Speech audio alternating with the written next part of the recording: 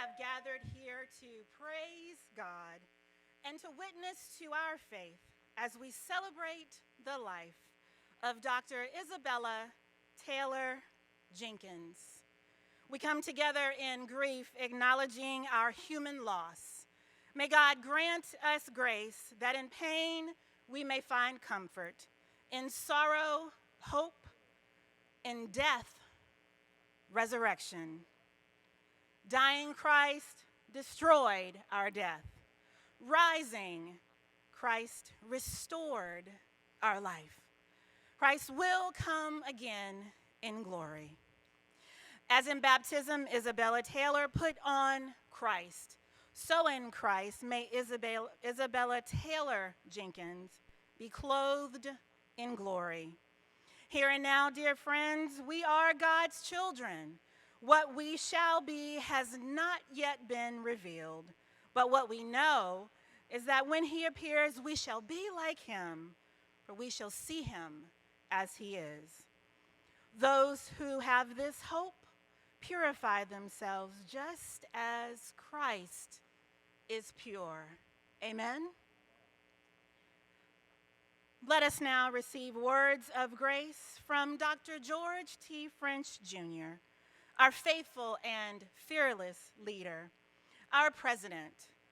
Dr. George T. French's words of grace will be followed by the prayer, which will be offered by the Reverend Dr. Paul Easley, who is the longest serving chaplain at Clark College and Clark Atlanta, for he served for 21 years. Now, our president, Dr. French.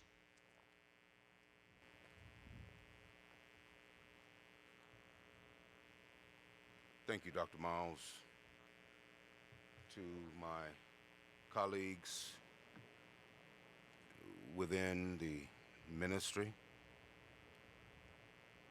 most certainly to my friend, Galen, to this family here gathered, thank you for being here with us this morning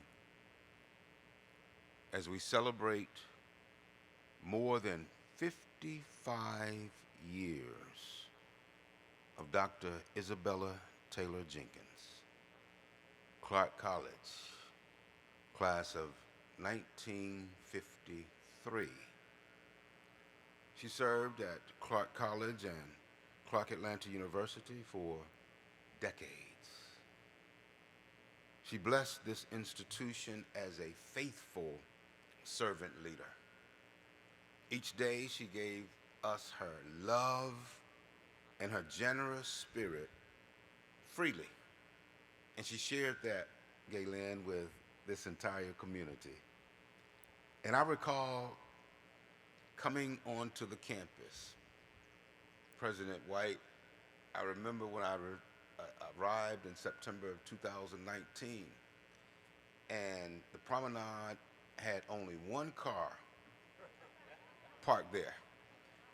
And I called security. I said, whose car is that parked on the promenade? And they said, Dr. Jenkins. I said, but Dr. Jenkins needs to move her car. And when the person turned around, chief turned around and walked away, I said, wait a minute. Before you do that, tell me about Dr. Jenkins. When she finished telling me about Dr. Jenkins, I said, no problem. She can park there or she can have my parking spot because I understand. And I understood even more when her health deteriorated and she couldn't drive. And she had a driver to bring her to the campus. And I would stop her and tell her, you don't have to have a driver. If your passion, which it was, is such that it is, I'll send a driver for you to come to this campus because of your love. And I understand who's in charge. And a good leader really understands who's in charge. I learned that, Dr. Easley, years ago when I was pastoring, and I would go to a church and you'd have a 85-year-old woman and she was really the one that was in charge. And because she was in charge of the meeting before the meeting, see, I went to the meeting, but she was in charge of the meeting before the meeting and in charge of the meetings after the meetings. Dr. Welch, you hear me? I understood. Is that not the case?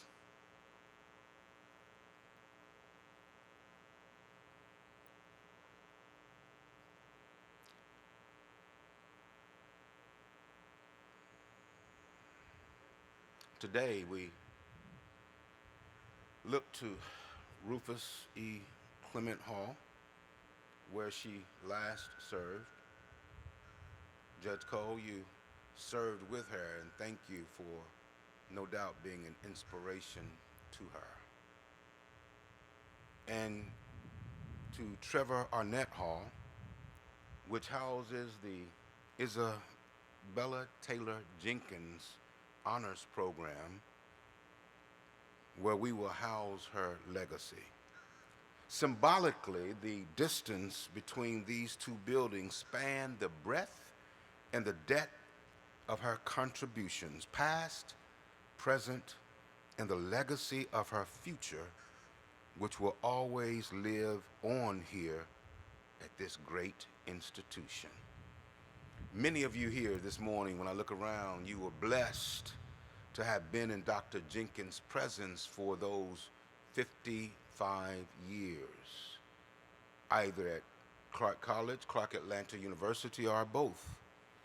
You received her excellent instruction, her mentorship, her collegiality, her friendship, her motherly, and what I've been told was tough love.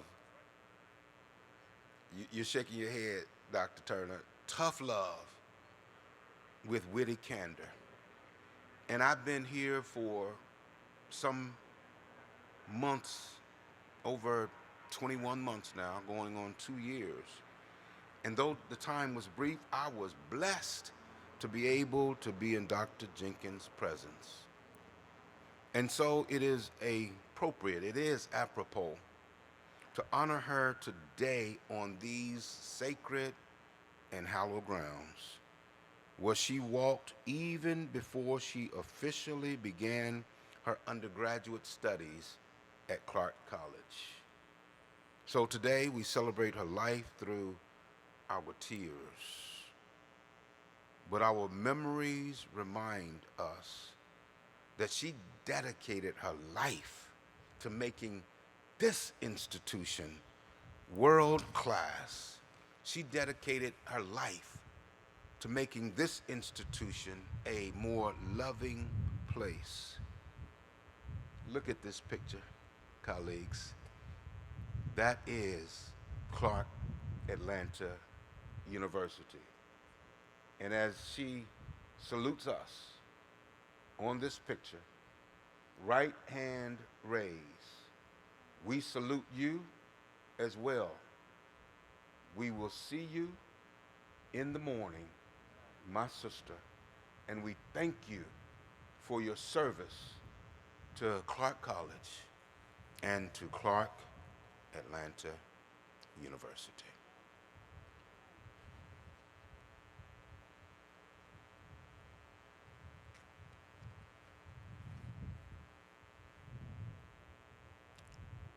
Let us pray. O merciful and most mighty, almighty Father, we remember your servant, Dr. Isabella Taylor Jenkins, to whom we hold before you those who mourn in this celebration of final healing memories. Look upon her and all of us, your bereaving servants and friends, and her final heavenly rejoicing with her father, Bishop Prince Taylor, and mother, Bertha Ann Little, and her husband, Julius Jenkins, all who preceded her in death. O Lord, bring us consolation and assurance how Dr. Jenkins impacted so many loved ones passing along this road of life, and many youthful students and fellow faculty and teachers' lives earthly in spirit and remembrance. She still teaches through that earthly remembrance as her heavenly spirit is now with reunion with mom and dad and her loving husband, singing those favorite spirituals together with many fellow relatives, students, and friends in heaven.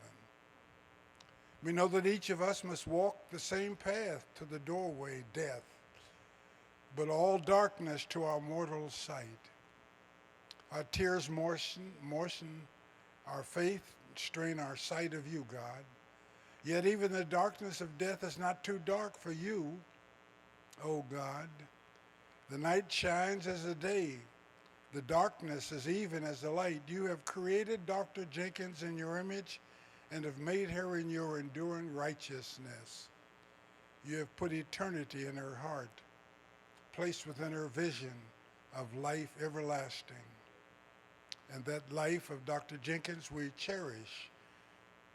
Humility and faith, hoping, trusting in your endless goodness and wondrous love.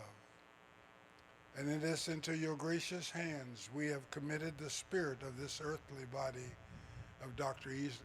Isabella Jenkins and her dear ones who have gone from this earth, assured that we keep faith, that earthly remembrance will continue to impact the edification of resourceful knowledge for all ages to come, with all your children in death as well as life.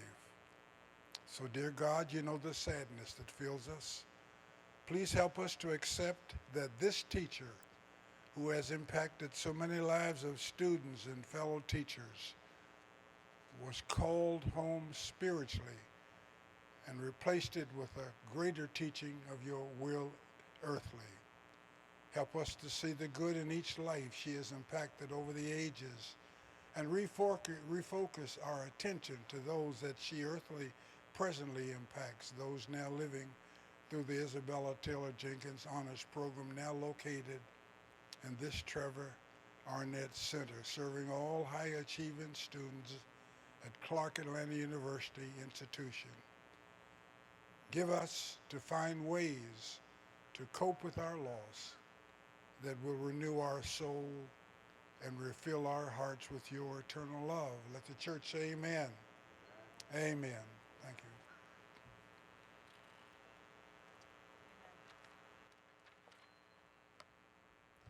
God's word sustains us and serves as our strength and comfort and also our hope. Our scripture readings will be offered by two for whom word served as a special bond with Dr. Jenkins. As Camille and Winfred were growing up, Dr. Jenkins would give them Barnes and Noble gift cards to encourage their love of words. Coming forward this time, Camille, who will offer the Old Testament reading, and Winfred, who will offer the New Testament reading. Camille Harris.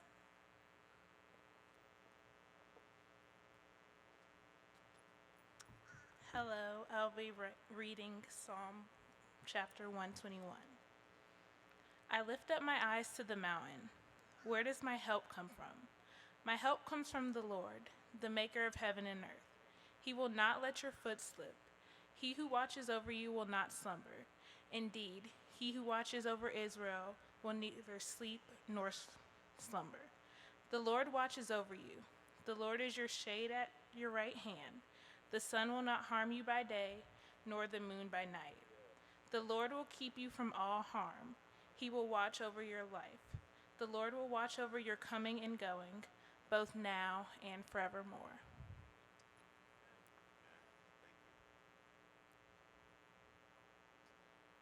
I'll be reading Colossians chapter 3, verses 12 through 17.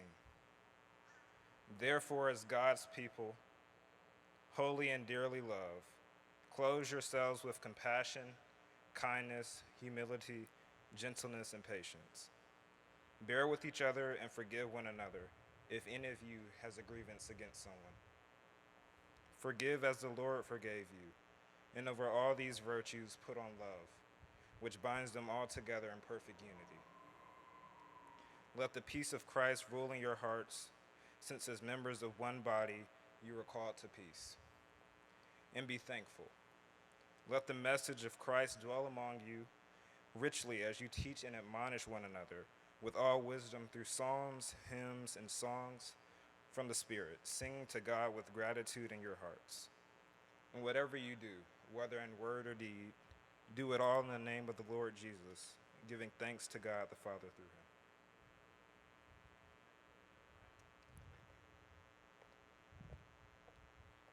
Amen. That, my friends, was the word of God for us, the people of God. And as always, our response is, thanks be to God. Amen. Dr. Jenkins touched so many lives. In fact, there are not enough hours in this day to allow everyone to offer words of witness. And that, brothers and sisters, is a powerful witness within itself.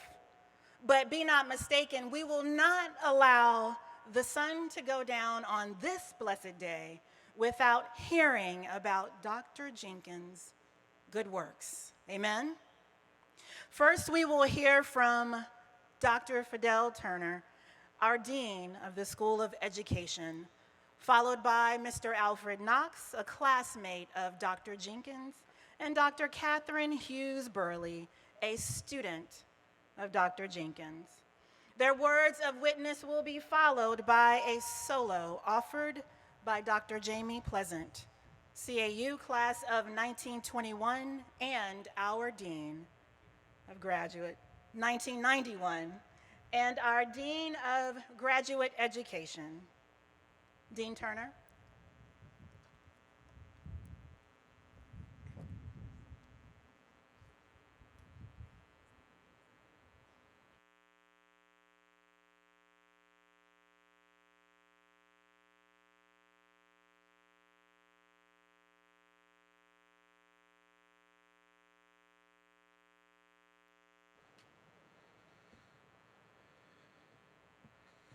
Good morning.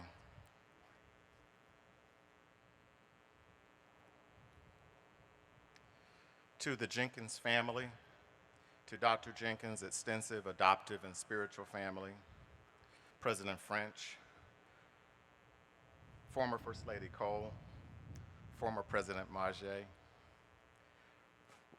Reverend Easley, Reverend Miles, all invited clergy, and to the Clark Atlanta University faculty, staff, and students, alumni, and dear friends, it is indeed my honor to offer these words of honor in memory of Dr. Isabella Taylor Jenkins. You all look so fantastic, and I know that Dr. Jenkins is very pleased with this beautiful gathering of her CAU family. She loved these types of gatherings on her beloved campus.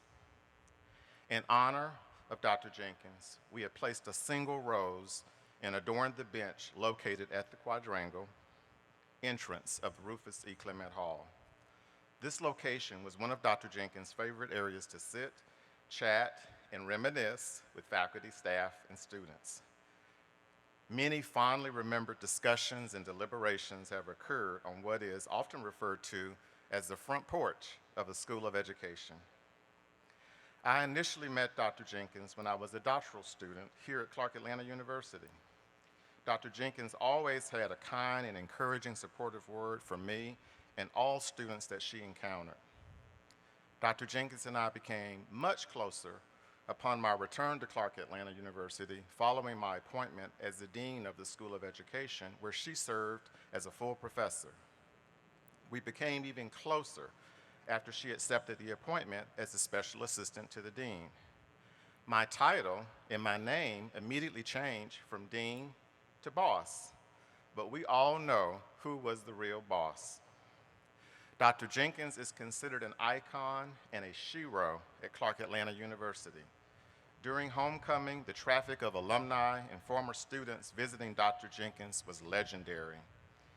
I considered, and we all considered, Dr. Jenkins the matriarch of the School of Education and Clark Atlanta University.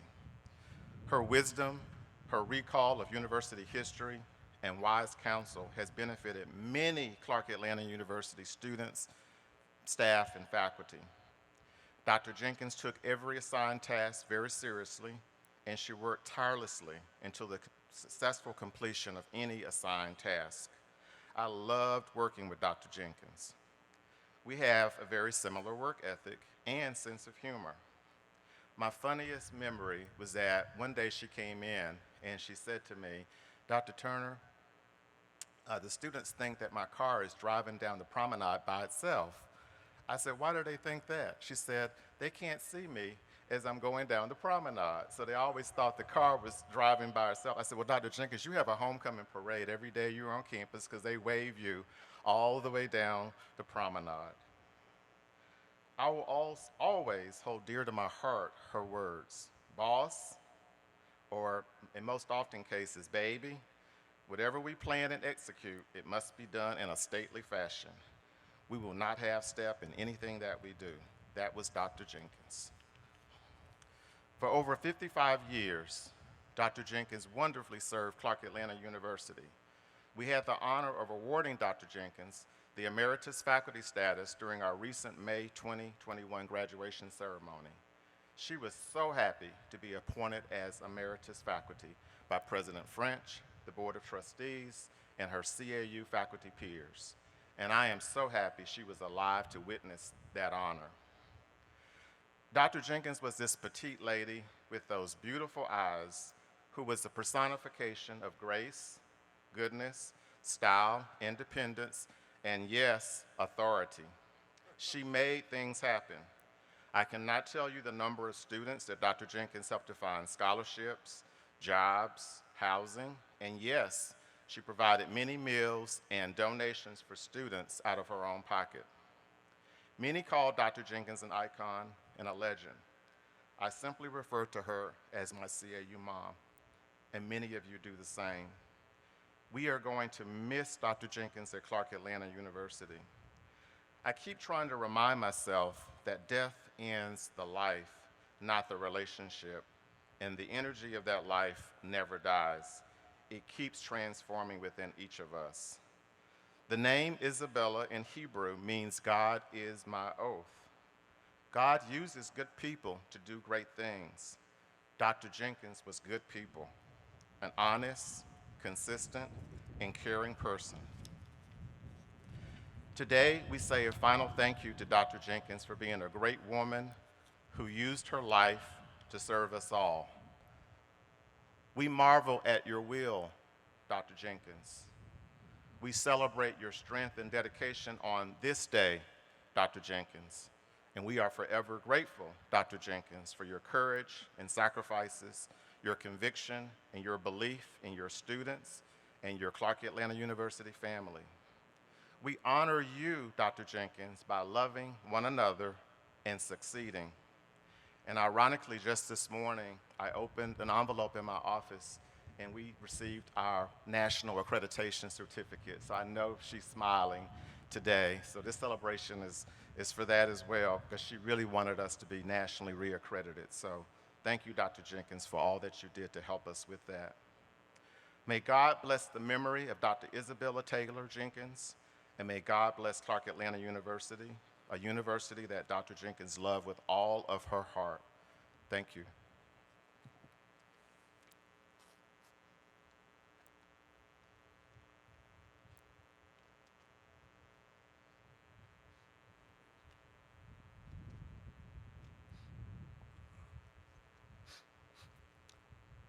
Good morning, ladies and gentlemen.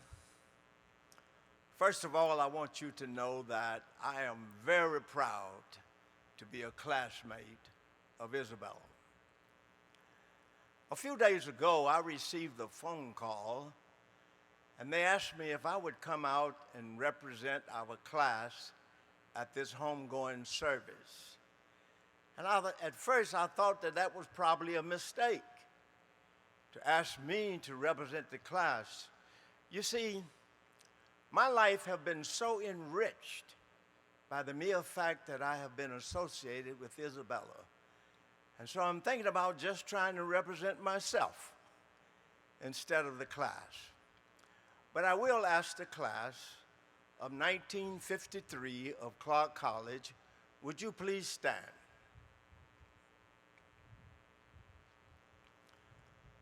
Well, you can see that there are not many of us left yet. And because of our young age, we don't have anybody out here today. But I'm sure that my class will agree with me that all of us, all of our lives have been enriched by the mere fact that we have been associated with Isabella. But the thing that stands out most in my mind is back in the year 2000, Isabella was responsible for me personally meeting Nelson Mandela in South Africa.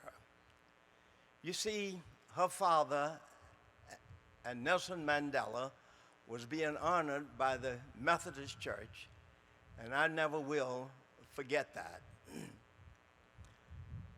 So, ladies and gentlemen, I would simply like to say to my classmates and to the entire family of Clark Atlanta University that I believe Isabella will tell me to help me to tell you not to worry about her. She's all right. She's at rest and peace with God. And that for you and all of us to try to show our love and respect for her by trying to live the type of life that she lived. May God bless you.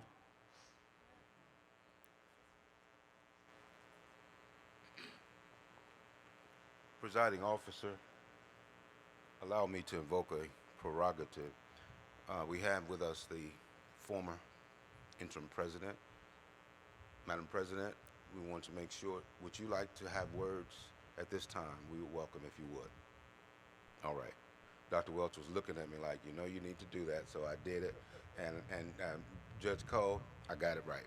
Won't you please recognize the former interim president, Lucille Monge?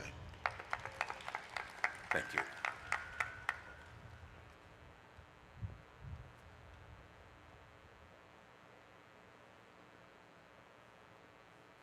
Good morning. Wow, I didn't know this was going to be this loud. It is an honor for me to stand here today and say a word or two about Dr. Jenkins. Sometimes you try to imagine exactly what God's plans are and how he orders your steps. Dr. Jenkins finished Clark College the year that I was born. I followed her later by graduating in the class of 1975. My time at Clark was spent primarily in McFeeters Dennis as a science major and a pre-med major. I lived in that building from sunup to sundown every day. I did not have the pleasure of being one of Dr. Jenkins' students, but I knew who she was. I saw her when she walked on campus, and those hazel eyes would either greet you warmly, give you a warning, or eat you up. And I knew that.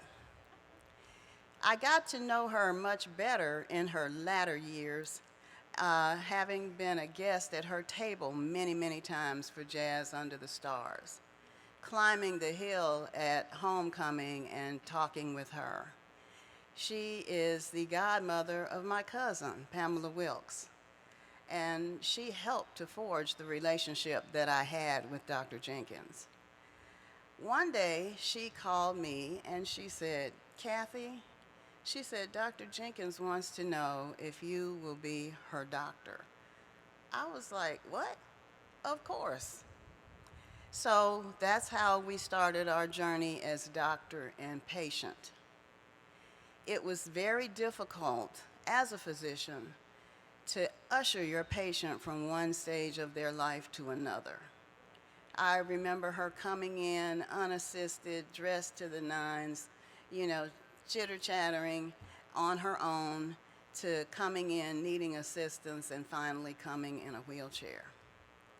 I admired her strength, her dignity, her character. Dr. Jenkins was somebody you wanted to emulate. You wanted to be like her. You wanted to have the confident stride that she had. and she never ever wavered in how she felt about Clark. When it was determined that she was going to be made Professor Emeritus, she wanted to be at the celebration. However, her health would not permit it.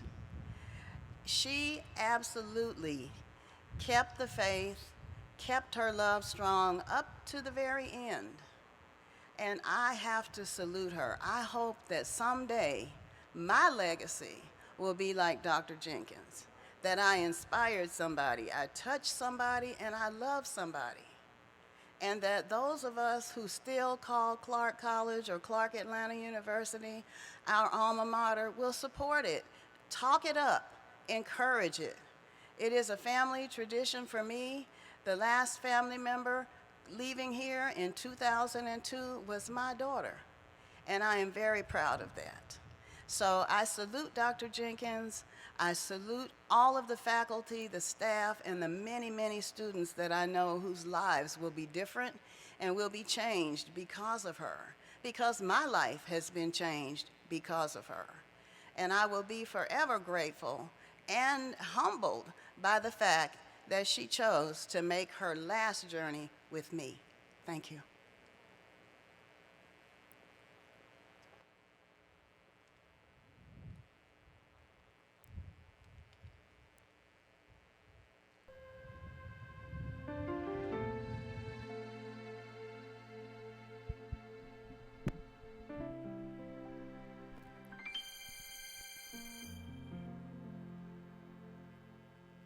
I shall wear a crown.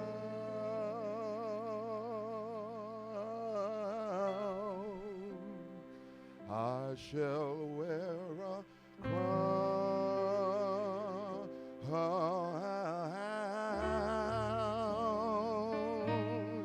when it's all over.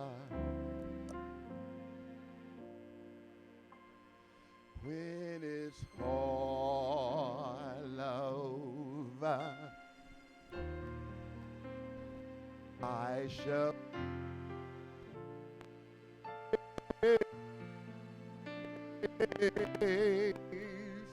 I shall see his face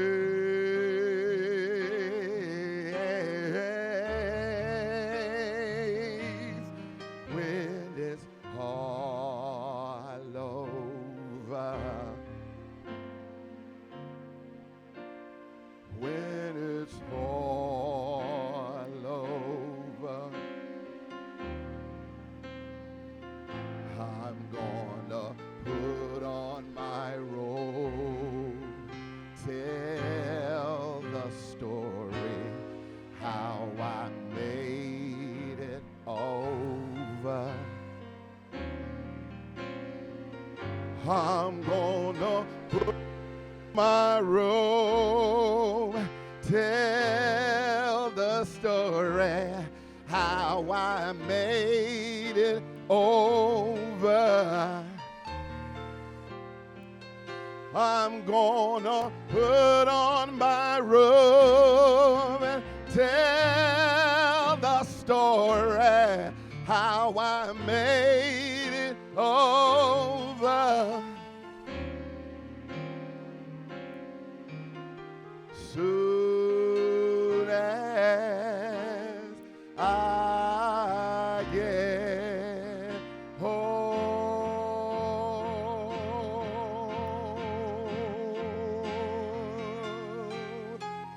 soon as I get home.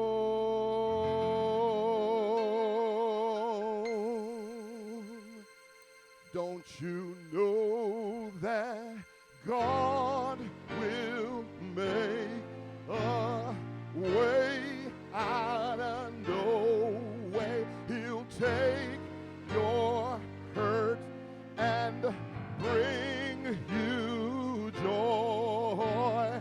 God will take your pain and give you purpose. When you put on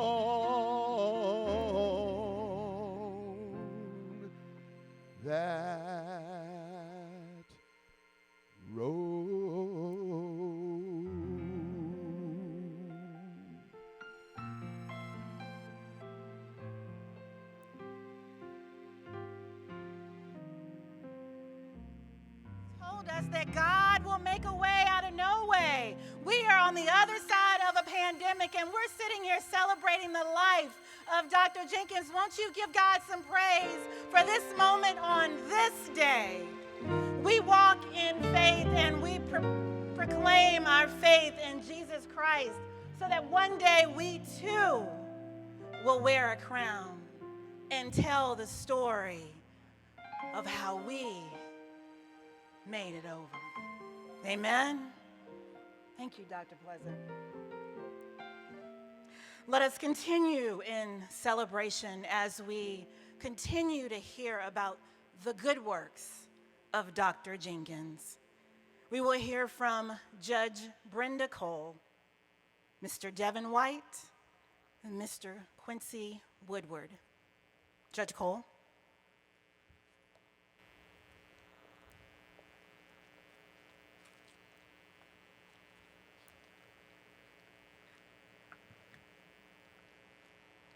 President French, thank you for that escort. Platform guests, to the family and friends of Dr. Isabella Taylor Jenkins. I am honored to have the opportunity to say a few words about Dr. Jenkins. And I have to correct President French. I don't think I was her inspiration. She was my inspiration. But she was also a faithful and long-term member of the Clark Atlanta University Guild. The Guild is an organization that's over 30 years old that I founded during the presidency of Dr. Thomas Cole. And our main fundraiser for scholarships for students in the arts and humanities at Clark Atlanta University is an annual Jazz Under the Stars concert held on this very quadrangle. Dr. Jenkins was a faithful member, and the Guild would not be the success that it is without members like Dr. Jenkins who worked tirelessly and who just loved this university and its students. She had qualities that are valuable and sometimes rare in today's society. Loyalty, dedication, dependability, reliability, trustworthiness, friendliness. She always had a smile and a twinkle in her eye. Chapter 5 of the Epistle to the Galatians lists the virtues of love, joy, peace, patience, kindness, goodness, faithfulness, gentleness, and self-control. Isabella Jenkins possessed those biblical virtues, which describe a person living in accord with the Holy Spirit. And I thought about, what caused her to have these virtues, and I think part of it was she was the daughter of a bishop named Prince, and she was also the daughter of a king. Maya Angelou wrote in her book, Wouldn't Take Nothing for My Journey Now, quote, "We have come to a place, a time when virtue is no longer considered a virtue. We need to examine what the absence of those qualities has done to our communal spirit, and we must learn how to retrieve them from the dust heap of non-use and return them to a vigorous role in our lives." Close quote. Some call these virtues old-fashioned, but they and those who possess them, like Dr. Isabella Taylor Jenkins, are priceless and set a beautiful example and legacy for all to follow. Dr. Jenkins' long service to the university demonstrated her love for the university and love for its students. Dr. Thomas Cole regrets that he could not be here today, but he sends his blessings and prayers to the family and to all. He reflected on Dr. Jenkins' long service, and he stated she was dependable. I could always count on Isabella. Every event at the university, she would be there. She loved us, and we loved her, and we will miss her.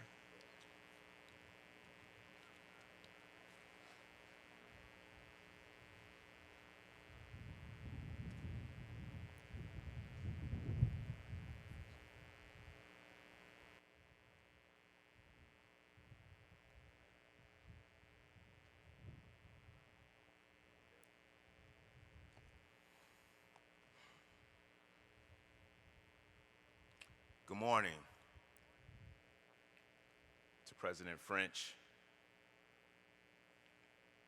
to our other platform guests, our clergy, faculty, staff, administrators, alumni, friends, and to the family of Isabella T. Jenkins. First, let me thank you all for being here to celebrate the life of Dr. Jenkins. The number of you took time to gather here in testament to how important, as we called her as well, is Dr. J. Not the basketball player superstar. We had a better superstar, Dr. J. Dr. J was in your lives, and as I think about a quote that was once wrote that said by Benjamin Franklin, it says, "Well done is better than well said." This quote reminds me of Dr. Jenkins because her actions spoke volumes. We remember Dr. J as many titles: colleague, second mother, mentor, confidant, supporter, educator, alumni, and friend. But as driving here,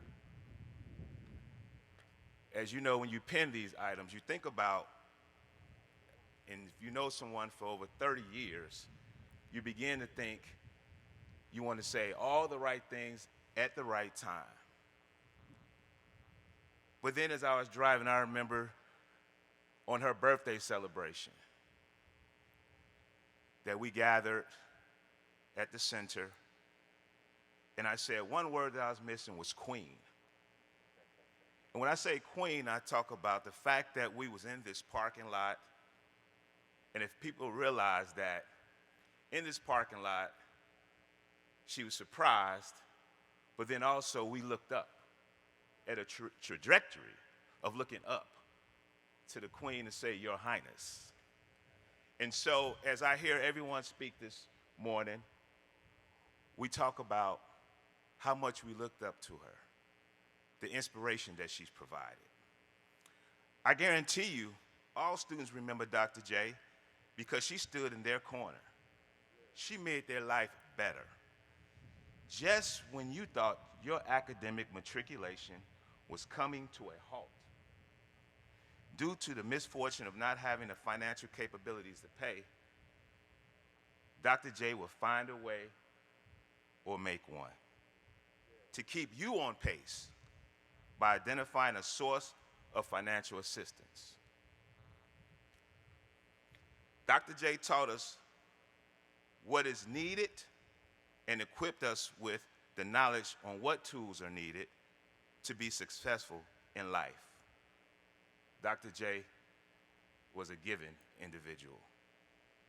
She was a strong supporter of the Alumni Association. We honor her as one of our Spirit of Greatness honorees in 2011 due to her outstanding work as an educator, pillar of the community, and the many contributions that she made to Clark Atlanta University. She was even in our corner when we introduced the idea of Alumni Association memberships for graduating class. She even often reminded me during the Spirit of Greatness Gala, baby, when we had that gala this year, please take them tall vases off the table. And to this day, we have short tables so we can all have conversation. Dr. Jenkins was an individual you could confide in, and you'll get good sound advice even if you didn't agree with it. Of course, this would take place in the office, in the cafeteria, or in the president's parking lot while you were intaking secondhand smoke. I can speak all day about the giving, the commitment, and love that Dr. Jenkins had for CAU Alumni Association, other CAU affiliate organizations, Clark Atlanta University, and her community. But I know at some point I'll be given a signal to come to a wrap. Therefore, I would like to leave you with this. We thank God for the phenomenal, iconic, and inspiring woman that he placed on this earth to be a part of our lives and instill in us sound advice, knowledge, great memories, and wisdom. We thank God for Dr. Isabella T. Jenkins, who gave others the great gift of being known for the best that was in them. If you know her for many of these things, remember, you owe her something, and that is to be the best that she hoped for you. The many achievements you accomplish in life will be a reflection of keeping her legacy alive. God bless. And she would truly be unforgettable icon of Clark Atlanta University.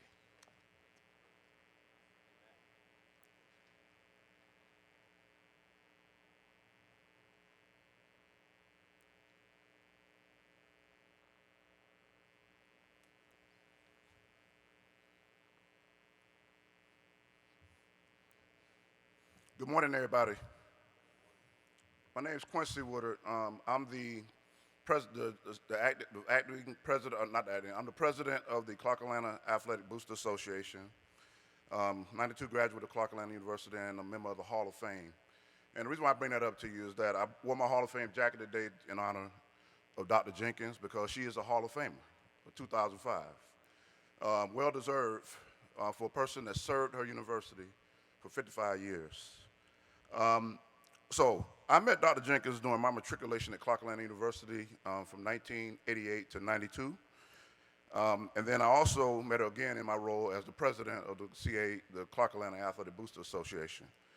What I would tell you is that I had the utmost respect for Dr. Jenkins because one thing about it, when she used to come to the booster meetings, even before I became president, she's gonna speak her mind about how she feels about how things are going. And she's gonna do it respectfully, but she's gonna speak her mind. Okay. The other thing is that she was very approachable. When we was on the campus, I remember even though I wasn't in the honors program, Dr. Jenkins didn't just deal with her honors students, she dealt with everyone. And she cared about everyone. You know, she cared about her Panther family. So, you know, and she cared about her alumni and everyone. So, you know, somebody that graduated from the university and then came back and served the university for 55 years. You know, 55 years, that's 5.5 decades of culture for service to a university.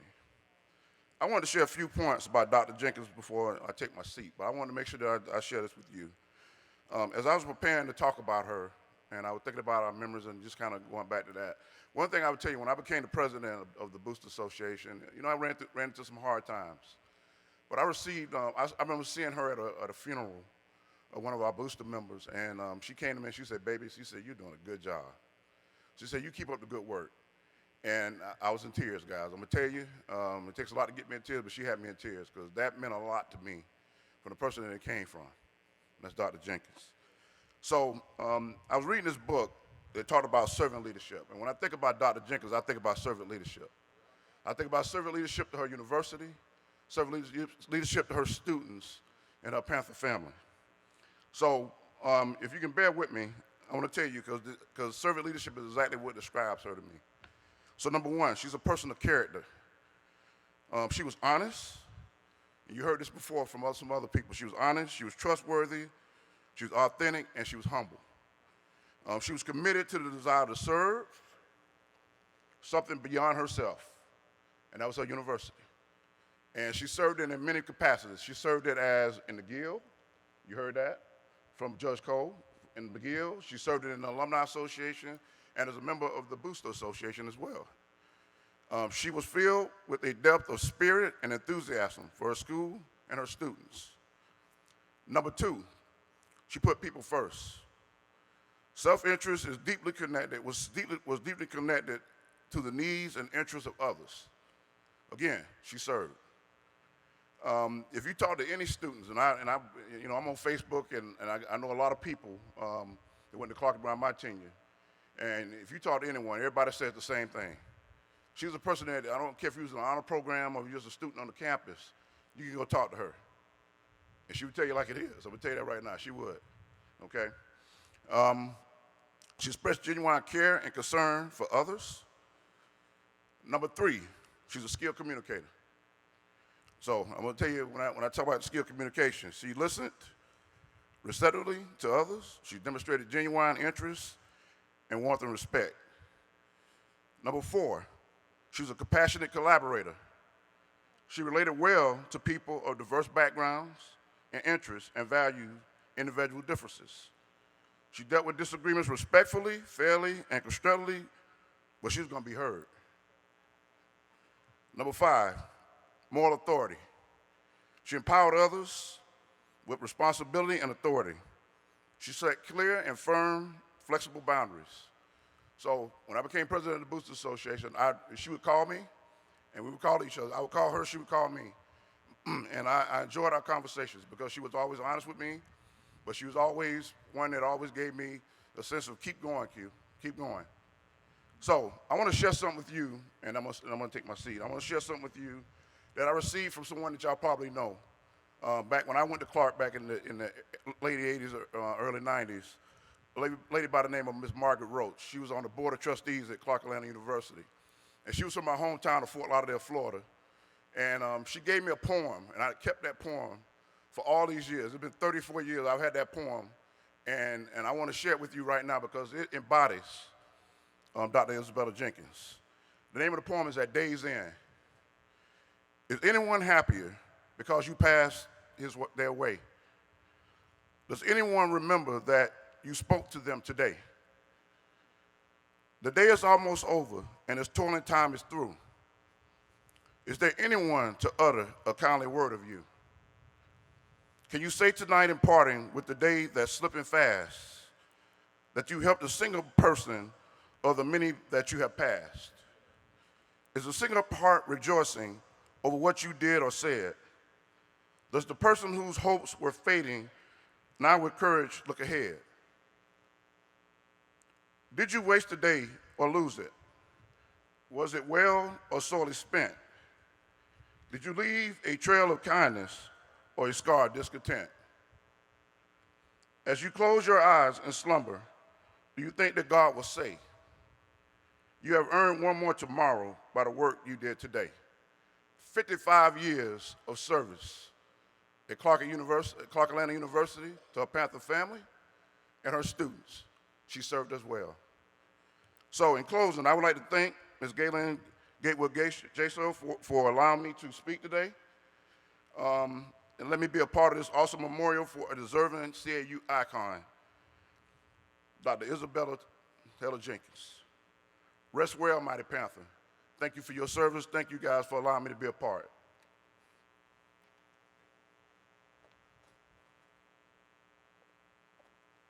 Amen. Before we continue with our reflections, we will hear from Ms. Susan Gibson, class of 1977, 2000, and our university registrar. Ms. Gibson. Good morning. You know, soloists are supposed to get up and just sing. That's what they always say. But I'm going to take a privilege here to say that the song that I've selected was one that I told Galen that I wanted to do for Dr. Jenkins' retirement. But this is the ultimate retirement, and it's a greater celebration because it's the celebration of a great life.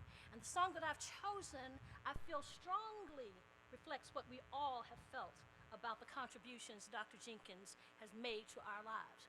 And Dr. French, and to the family, Dr.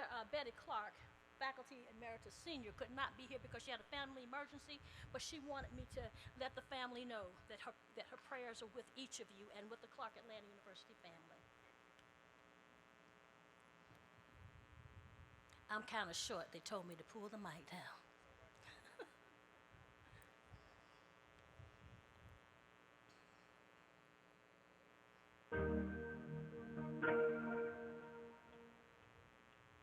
For all the times you stood by me, for all the truth that you made me see, for all the joy you brought to my life, for all the wrongs that you made right, for every dream you made come true, for all the love I found in you, I'll be forever thankful, baby. You're the one who held me up, never let me fall, and you're the one who saw me through it all. You were my strength when I was weak. You were my voice when I couldn't speak. You were my eyes when I couldn't see. You saw the best there was in me, lifted me up when I couldn't reach. You gave me faith 'cause you believed I'm everything I am because you love me. And you know what? She did this for all of us. You gave me wings and made me fly. You touched my hands, I could touch the sky. I lost my faith, you gave it back to me. You said no star was out of reach. You stood by me and I stood tall. I had your love, I had it all. I'm thankful for each day you gave me. Maybe I don't know that much, but I know this much is true. I was blessed because I was loved by you. You gave me strength when I was weak. You gave me hope when I couldn't speak. You gave me eyes when I couldn't see. You saw the best there was in me, lifted me up when I couldn't reach. You gave me faith 'cause you believed I'm everything I am because you love me. You were always there for me, a tender when you carried me, a light in the dark, shining your love into my life. You've been my inspiration through the lies. You were my truth. My world is a better place because of you. You were my strength when I was weak. You were my voice when I couldn't speak. You were my eyes when I couldn't see. You saw the best there was in me, lifted me up when I couldn't reach. You gave me faith 'cause you believed I'm everything I am because you love me. You were my strength when I was weak. You were my voice when I couldn't speak. You were my eyes when I couldn't see. You saw the best there was in me, lifted me up when I couldn't speak. You gave me faith 'cause you believed I'm everything I am because you love me. Yes, I'm everything I am because you loved me.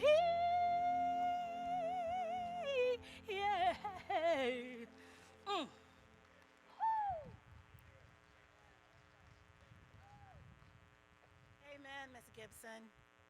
Many of us were singing along with her. I saw you all out there. Many of us can say that we are who we are because Dr. Jenkins loved us. Amen? Can we take this moment just to give God a hand clap of praise for Dr. Jenkins? We are celebrating her today, and if you can give thanks for something that she has done in your life, you certainly can give a hand clap of praise in this moment. Clearly, her impact was profound, immeasurable, and shall be everlasting.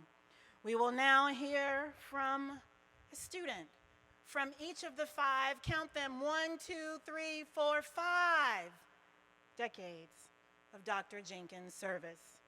We will hear from Ms. Sandra Brooks, Ms. Sharice Williams, Reverend Robert King, class valedictorian when he matriculated here, and pastor of Golden Memorial United Methodist Church. Ms. Brooks? And also Mr. Ed Rosser.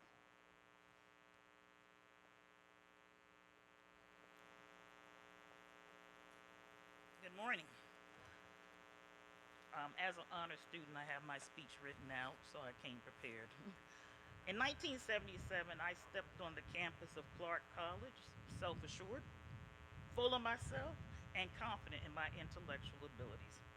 Then I joined the honors program and was met with the powerful force of the triple threat, the 3 J's, Jackson, Jones, and Jenkins.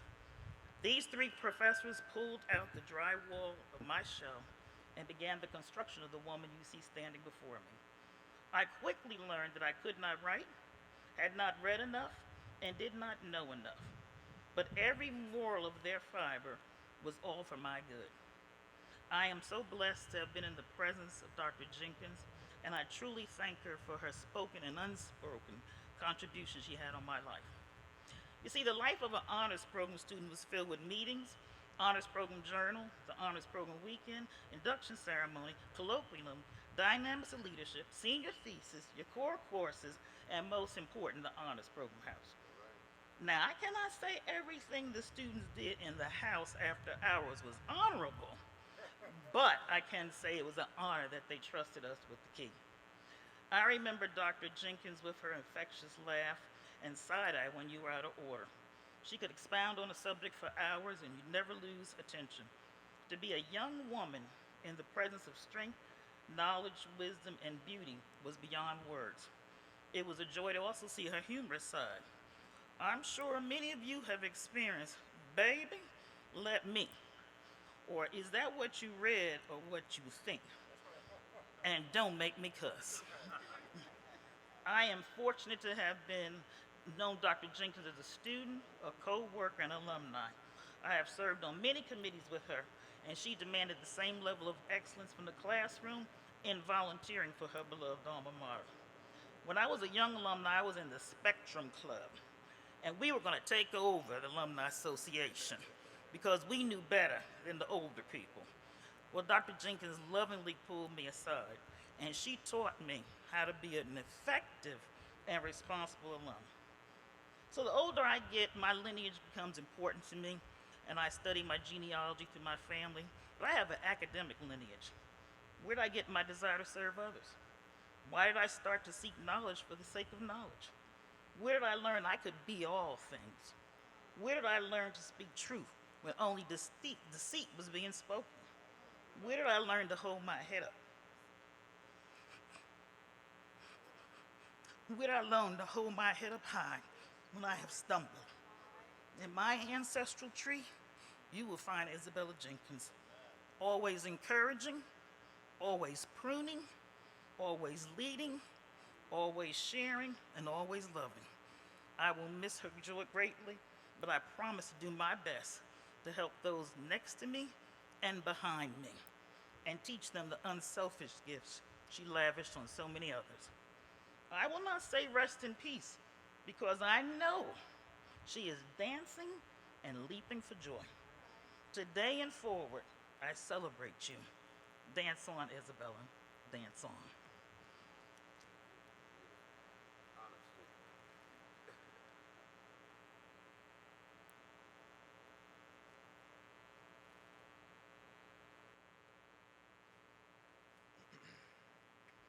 Good morning.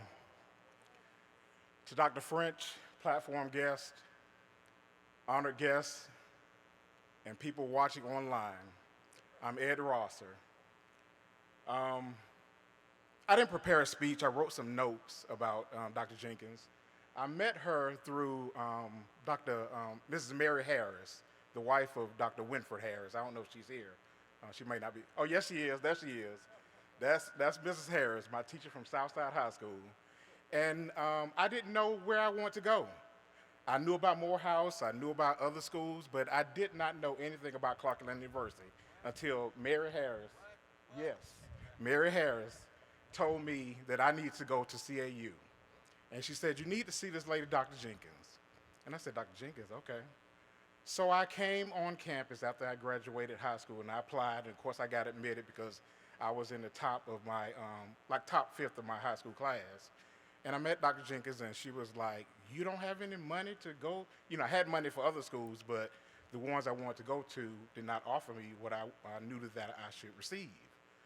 So by the time summer of '91 came around, I was put into a summer program with housing, and she provided, helped me get any scholarships that I needed.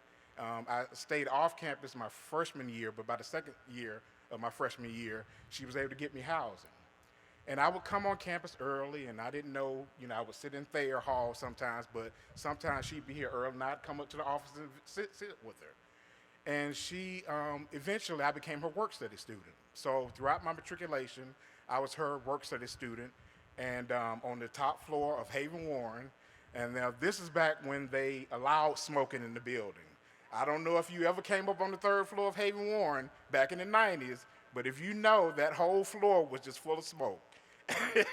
And people from other areas that smoked came into the office and smoked as well. But, we dealt with it. That was back in the 90s before they restricted smoking in buildings. But it was just her grace and poise about herself.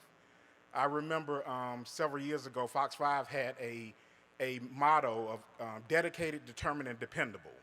Those three words exemplify Dr. Jenkins in all its essence. And, we're here today to celebrate her. And the honors program meant so much to her.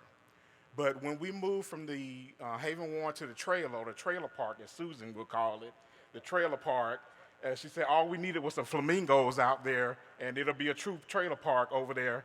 But we enjoyed our time. But it was ironic that building, that trailer park, had the honors program, the top students, and the students who were on academic probation. But every student that came into that trailer, Dr. Jenkins welcomed them, no matter what your status was. She provided scholarships for those students who had top grades and those who had low grades, who needed the assistance. And that's the type of person she was. As I, matriculated and continued to be her work study student, I'll never forget, planning the retreats. That became my task for her. And we had to find a different location because she was tired of going to the same locations like Timber Ridge and those other Cohutta Lodge and things of that nature. So I found Mountaintop Inn and Resort down in Warm Springs, Georgia. And so we drove up there, me and her, and that was another time for us to connect. She found out what type of music I like because I would play it, and she was like, oh yeah, I like this music. So we drove up there, and we met the owner of this lodge. And he said to Dr. Jenkins, well, we've had college students here before. What would make, and there was several local schools that had been there before, and the students just tore the place up. So they were skeptical about allowing more students to come and have a retreat at this lodge. So by the time we, the owner, Larry Calloway, he walked us around, was giving us the history of the place. By the time we left that place, Dr. Jenkins had, caressed him and got him on board with her to accept and allow our honors program to have our retreat there for several years after that. Because after that first retreat, when he saw how clean and neat our students left the cabins, oh, he was highly impressed by that. This is a black school and we're coming there because Dr. Jenkins didn't play that. You're not coming up there to tear up these folks' stuff and leave a bad reputation on CAU. No, you will not do that. So we continued to go to that We have retreats, honor program retreats there from year on out from that day point. But Dr. Jenkins really was the driving force behind that and getting us to stay on with there. But the last conversation that I had with Dr. Jenkins was on Mother's Day. You know, after I called my mother and some other surrogate mothers that I have at CAU and other places, I called and talked to her. And she said, baby, you know, I have my good days and my bad days. You know, she was in that assisted living place, and she knew that she needed to be there because she needed assistance. You know, Dr. Jenkins is independent. You know, she wasn't trying to have people waiting on her and all that stuff. But, you know, I knew when she told me that she was in the right place, that to give her the assistance, that she knew she needed to be there. So I was glad that I was able to have that last conversation with her and tell her how much I loved her. And I told her, you know, that, you know, she was always proud of my accomplishments, but I was able to tell her that I was going to be starting on June 1st as a registrar at Atlanta Metropolitan College. And she said, baby, I'm so proud of you. I knew you could do it. You know, you always rise up to the top because that is what I've taught you. And I'm so grateful for Dr. Jenkins. Like I said, dedicated, determined, dependable. That described, and I add diva on the end to that. She was exceptional. So my love and my heart goes out to this precious gift in my life. Thank you.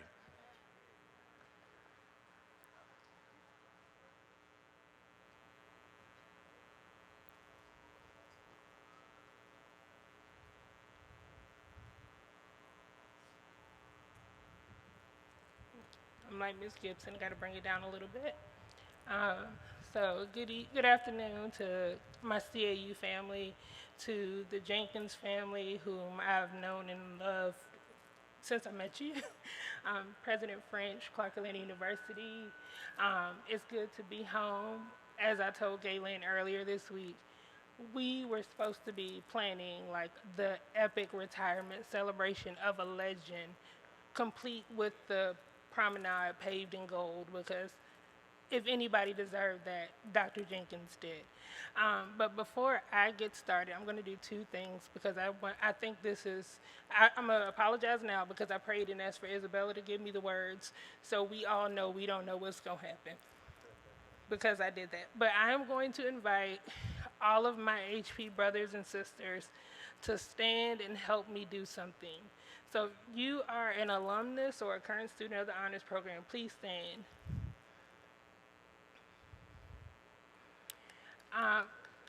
Ms. Galen, Elizabeth Gaywood Joshua, you have been a blessing to us, to Dr. Jenkins. Even just opening up the trailer, which was the last home so many of us had with Dr. Jenkins, and just letting us gather. So today we just wanted to take a moment because we know that you too are grieving, and this is a lot for you too. So we wanted to say thank you. And you know, Dr. Jenkins never really wanted to be the center of attention, so I felt like this would be a nice little pivot for a moment to just say, we love you, we appreciate you, and we wanted you to know that you are forever a member of the Honors Program family.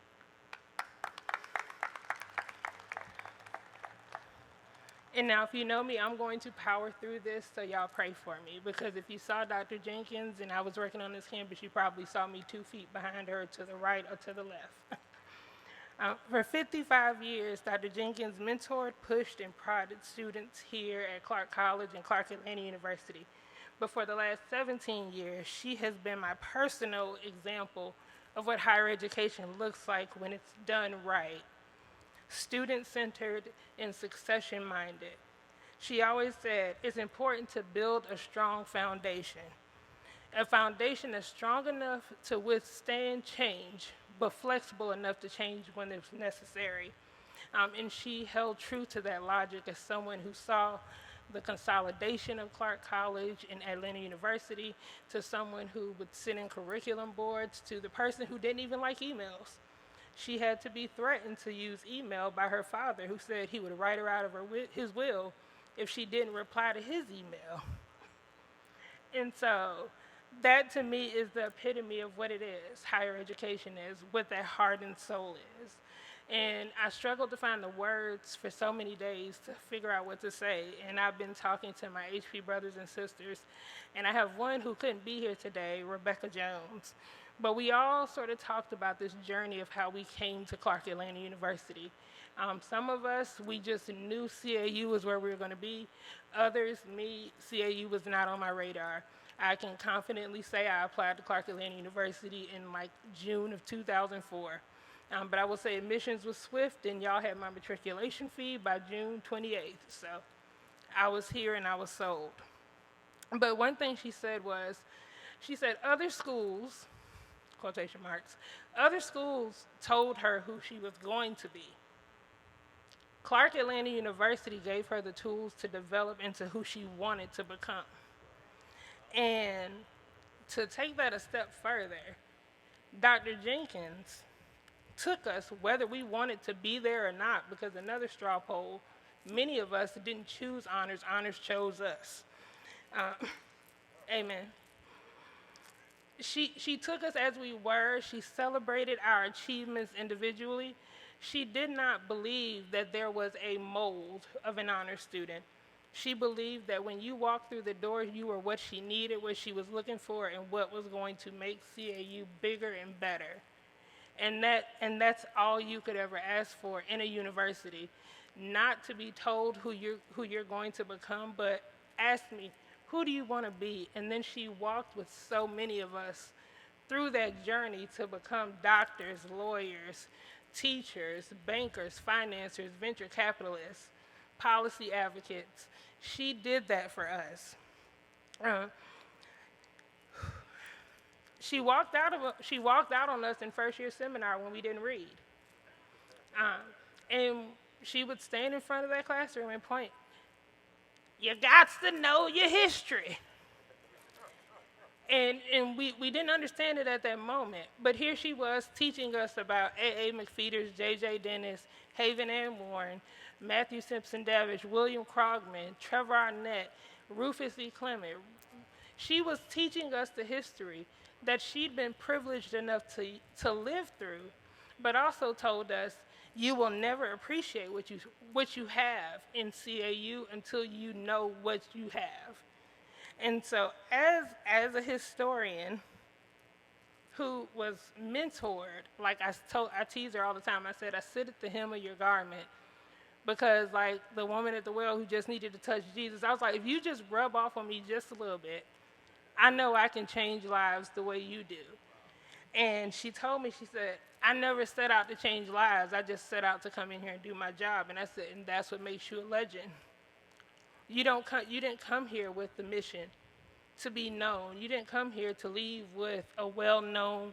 You didn't come here for all of this. She probably would have been happy if we ended it yesterday.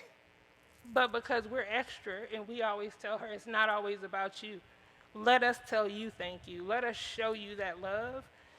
That's why we're here today. She took us to Pine Mountain, where we literally became a family and took our journeys to HP Land, which always ended with a stop at Isabella T. Jenkins, so that she would be the first person to welcome you into the Clark Atlanta University Honors Program. I want my HP brothers and sisters to know, like my last conversation, like Ed, was on Mother's Day. And we talked, and I got to share some good news with her that I can't share with y'all yet, but I promise I'll share it with Galen, and she can share it with the world. But she said, my baby's doing all right out there in the world. And I said, yes, ma'am, we are. We are. And I said, you should pat yourself on the back. And she said, well, I do. I said, pat yourself on the back with both hands. I do. I said, but that's what you taught us to do. You trained us for this. You prepared us for this. So as we sit in our grief for a moment, I'm going to tell you what Isabella will tell me. We can't sit there. She's not here. But we all know that the name Isabella T. Jenkins, the woman who at her peak was 5 feet and a half inch, she was legendary before she was born. Her life was ordained. She was meant to be where she was. But her immortality is sealed through us, through her students, through her legacy. We found a way, we made a way, and all types of things through the encouragement, support, and wisdom of an icon, the queen, and the heart of Clark Atlanta University, Dr. Isabella T. Jenkins. We love you.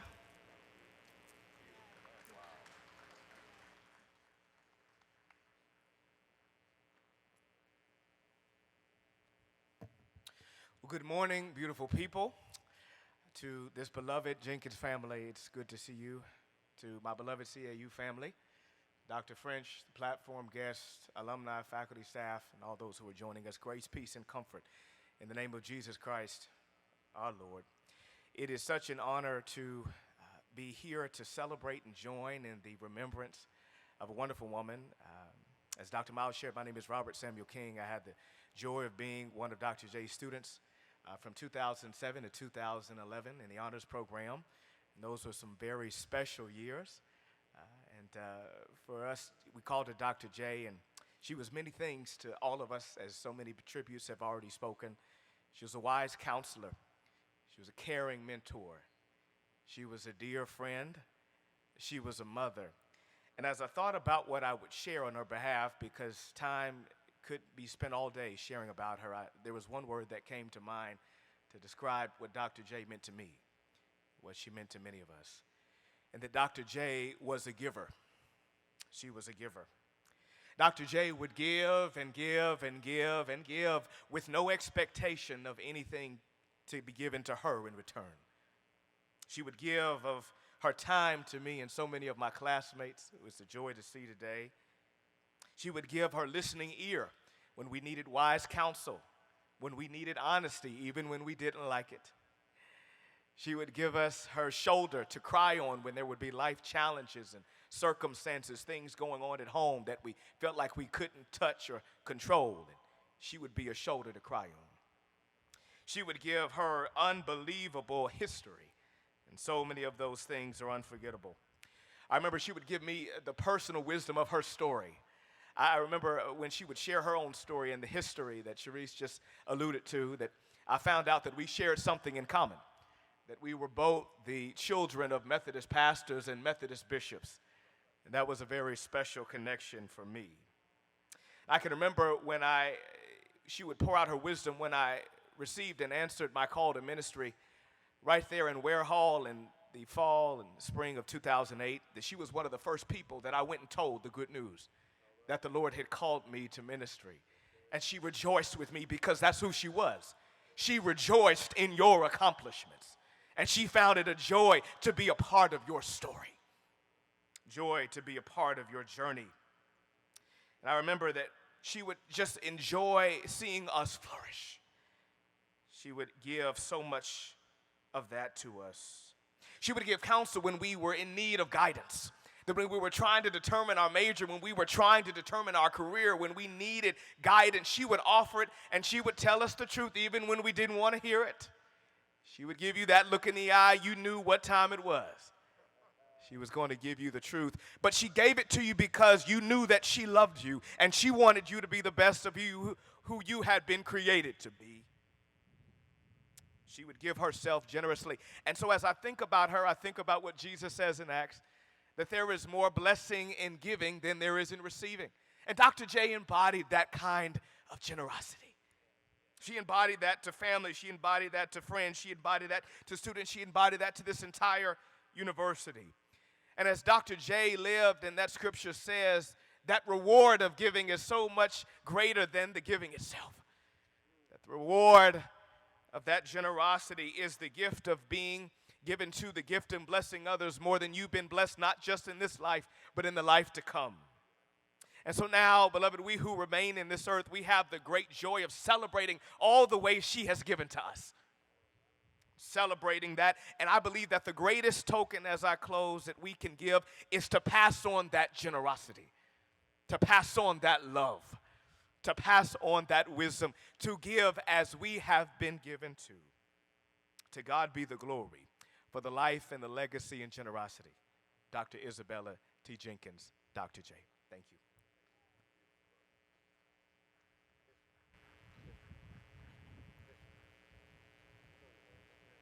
Good afternoon, everyone. My name is Sydney Easton. I'm a recent 2021 graduate. I was Dr. Jenkins' student for all 4 years of my matriculation. So, it is with great gratitude that I can speak in honor of Dr. Jenkins. I first met Dr. Jenkins as my first year seminar professor in a class full of loud, crazy freshmen. Her first words to us in such a soft, stern voice were, "I'm not gonna sit and wait for you all to shut up your traps." And she got up and started to leave. We all abruptly stopped our conversations and looked because we knew she meant business. She gave us that look and that tight lip that only a grandma could give you. I knew from then I would immediately cling to her as a mother figure at Clark. Dr. J was a pillar and a jewel to our community. Not only did she have a major impact on each and every scholar here on campus, she deposited a wealth of wisdom, love, life lessons, and knowledge to everyone that she spoke to. When I needed a good laugh, some advice, or just a place to vent, she was always there. And I knew I could always come to her office for a good old church peppermint. The power in her name opened so many doors for my peers and I. We're forever grateful for her and her impact. So today, let's all be encouraged that although she is no longer here in the earth realm with us, she has gained her wings in eternal life. So set your heart upon the good memories and the legacy that she created while she was here. Rest assured that Dr. Jenkins' spirit and legacy will forever live on. Thank you.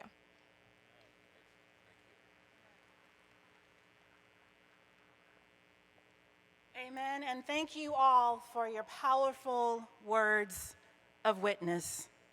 As we prepare for the resolution of remembrance, I would like to invite forward one who is the keeper of history and tradition also. A faithful servant like Dr. Jenkins, she has given tirelessly in this season to ensure that Dr. Jenkins' legacy is understood, celebrated, and memorialized. At this time, I invite forward Ms. Galen Gatewood Josho, our Director of Alumni Relations. Ms. Josho. To all present, our lives are a puzzle.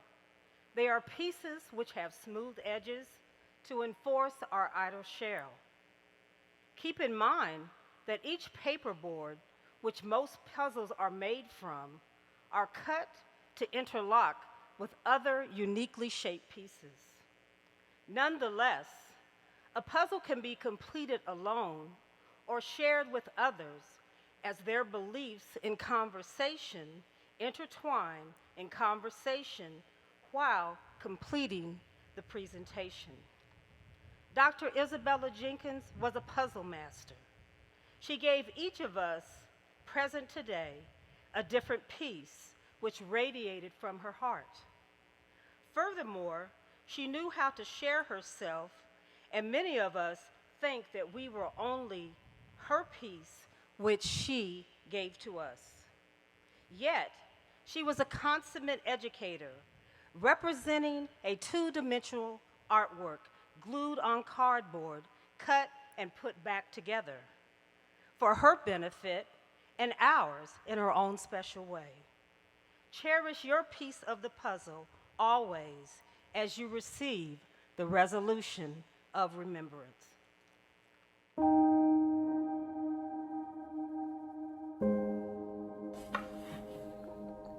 The resolution of remembrance for Dr. Isabella Taylor Jenkins. Whereas alumna Isabella Marilla Vera Taylor Jenkins graduated and received a Bachelor of Arts degree in social science with a minor in secondary education from Clark College in 1953. And whereas Isabella Taylor Jenkins' life of commitment to the institution began early during her undergraduate years, as exemplified by her campus involvement. She held membership in the Social Science Club, the YWCA. She sung and performed with the Philharmonic Society and served as president of the PK Club And whereas Dr. Jenkins has faithfully carried on our tradition of excellence in her career as a lifelong educator, serving as a reading and play therapist, teacher, professor, director, associate dean, and special assistant, while shaping the lives of thousands of students, both in and out of the classroom. And whereas Dr. Jenkins also provided extraordinary service to her alma mater as a servant leader. During her tenure, she served as the director of the Learning Resource Center, director of the Clark Atlanta University Honors Program, associate dean for undergraduate academic services, the Honda All-Star Challenge Campus Coordinator, and special assistant to the dean in the School of Education, while serving on many major institutional committees, many times as the chair, for committees such as the Student Life Committee, Ceremonials Committee, General Education Assessment, and co-chair of the Self-Study Committee. Additionally, she was elected faculty representative to the Clark College Board of Trustees and the university's representative to the College Board. She was also a member of the Clark Atlanta University Consolidation Task Force. She believed in the principle of service and committed herself to giving back. And whereas Alumna Jenkins was consistent and generous with her financial contributions. She was a lifetime member of the Clark Atlanta University Alumni Association and held membership in the CAU Guild and the Clark Atlanta Athletics Boosters Association. And whereas the entire Clark Atlanta University community is deeply saddened to learn of her passing and will be sorely diminished by our loss. Therefore, be it resolved that President George T. French Jr., the Board of Trustees, the faculty and staff, and the alumni and students hereby celebrate her life and offer condolences and sympathy along with this resolution of remembrance to her relatives, godchildren, and a host of friends. Be it further resolved that a copy of this resolution will be preserved in the Albert H. Watts Alumni House and in the archives of the university. Offered this 12th day of June in the 2021 year of our Lord. Signed by President George T. French Jr. and the Senior Director of Alumni Relations, Galen E. Gatewood Joshua.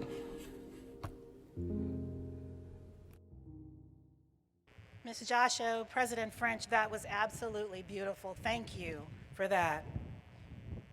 It is only fitting that we follow that resolution of remembrance with the act of remembering Dr. Jenkins ourselves. As one who poured out so much to others, we now get the opportunity to pour into the memory and the deep well of Dr. Jenkins. Red roses were one of Dr. Isabella Jenkins' favorite flowers. Today, we will honor her by coming forward, each one of us, and filling the vase with the rose petals that are now before you. We ask that you come forward as you are able to place a rose petal in the vase in acknowledgement of your love for her. If you would like to place a rose petal on behalf of someone who is not here today, please do so as well. Once the vase is filled, it will be housed in the School of Education as a long-standing tribute to Dr. Jenkins. At the direction of the hostesses, please come forward to choose and place rose petals in the vase. Now, we will once again be blessed in music, this time by Mr. Milkshake Mayfield, Clark College class of 1980. Hostesses, let us now begin.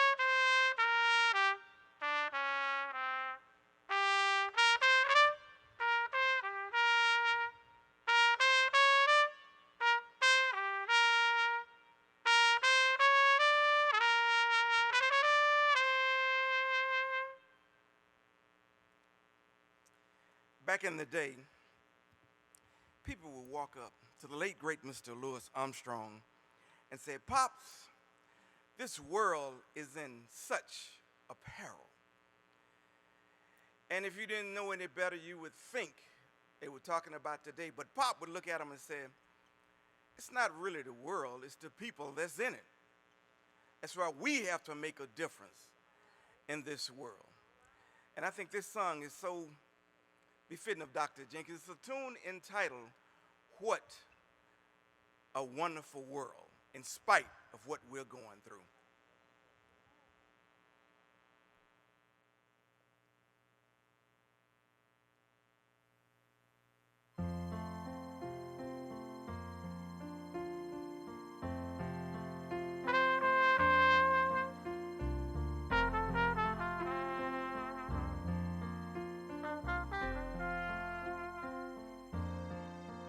I see trees are green,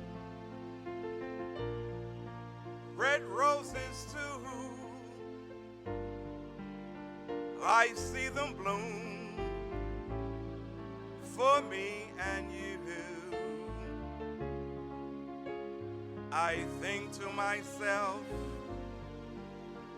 what a wonderful world.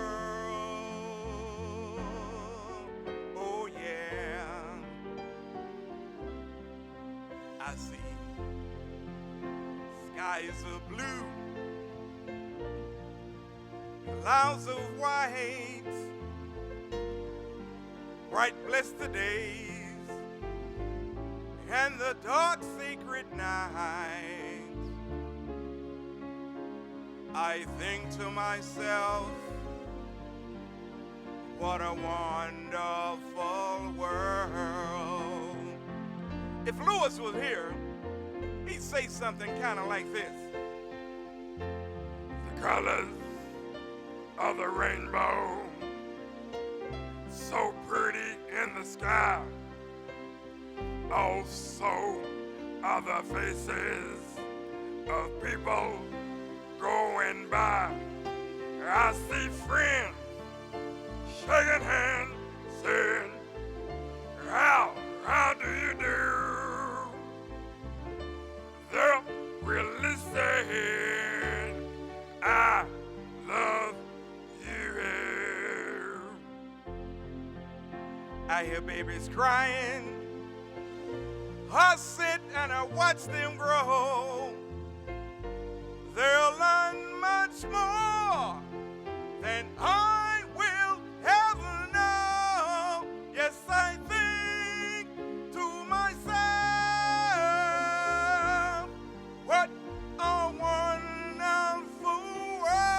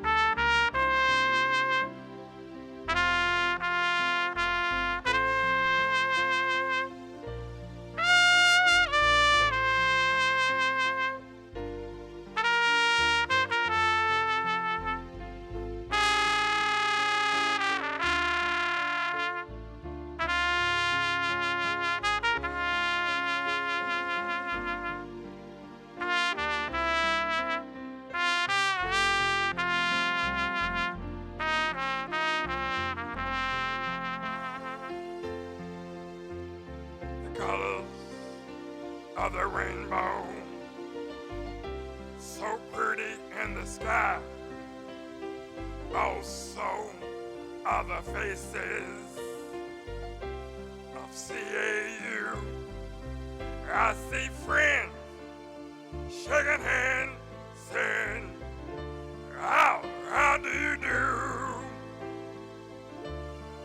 Dr. French, do you know what they're really saying? I love you. I hear babies crying, or sit and I watch them grow. They'll learn much more than I will have now. Yes, I think to myself, what a wonderful world.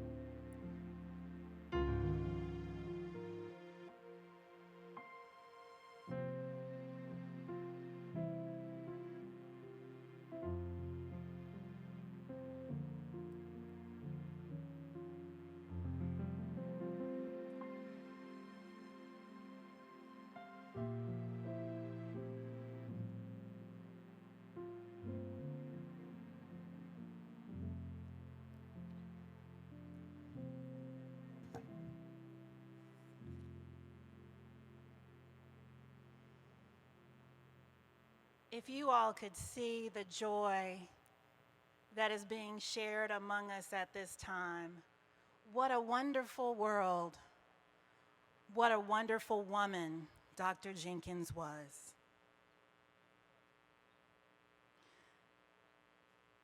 This celebration would not be complete without the interpretation of God's word by one of God's faithful. The words of comfort will be offered by the Reverend Dr. Herbert Marbury, former chaplain of Clark Atlanta University, 2001 through 2006, now the Associate Professor of Hebrew Bible, heavy stuff, y'all, and ancient Near Eastern texts at Vanderbilt University. Dr. Marbury, won't you come and bless us?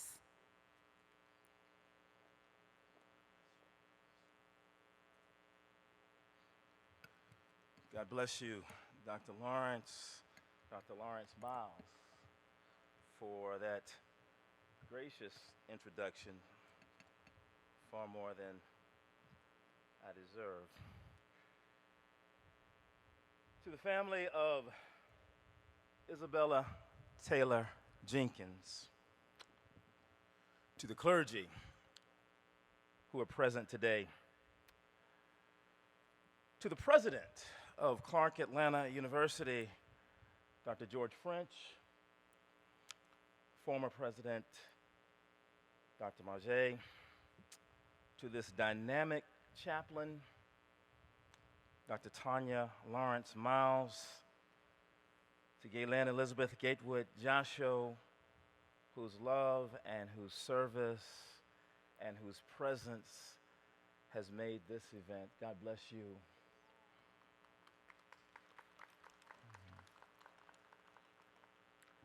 And most of all, in this space, we celebrate the students who are the fruit of the labor of Dr. Isabella Taylor Jenkins. Hear these words of our Lord once again. Jesus said, "I am the resurrection and the life. Those who believe in me, even though they die, will live. And everyone who lives and believes in me will never die. I am Alpha and Omega, the beginning and the end, the first and the last. I died, and behold, I am alive forever. And so I stand here to proclaim that there is resurrection after death. Death is not our end. And so, yes, we gather here looking for comfort in the midst of our grief, but we gather with the assurance that we will see Isabella Taylor Jenkins again. And despite our sadness, we can celebrate her life well lived, and we come to celebrate this life that has given so much to each of us, to this institution, and to God's world.